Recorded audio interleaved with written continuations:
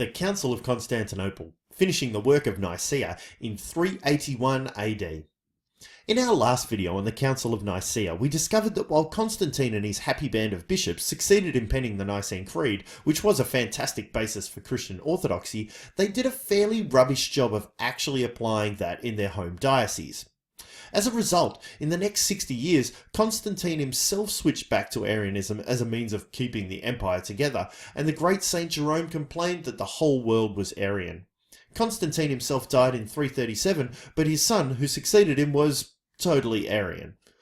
Athanasius, the champion of the truth, who had the theology right, was booted out of the church multiple times.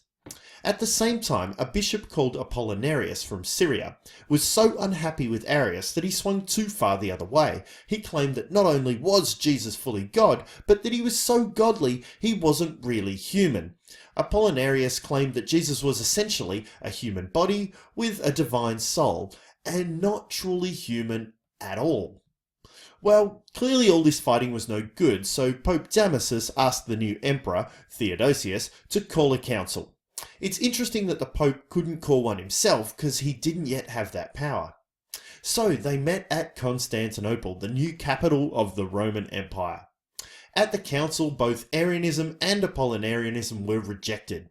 In response to Apollinarius, a great guy called Gregory of Nazianzus stated that whatever is not assumed is not healed.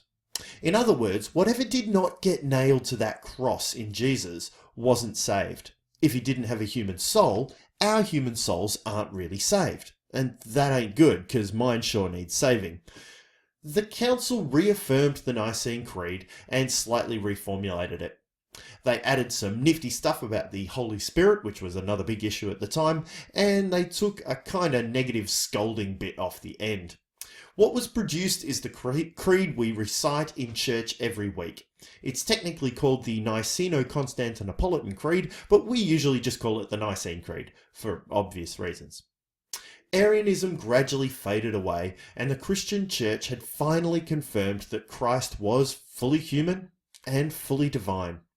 While this wasn't the end of the discussion about the nature of Christ, it certainly healed a potentially devastating theological rift. It also confirmed what the early Christians knew, that Christ was God and that Christ was human in every respect. It's at this part of the video where you press pause and take a whole bunch of notes, and I'll see you next time for the Council of Ephesus.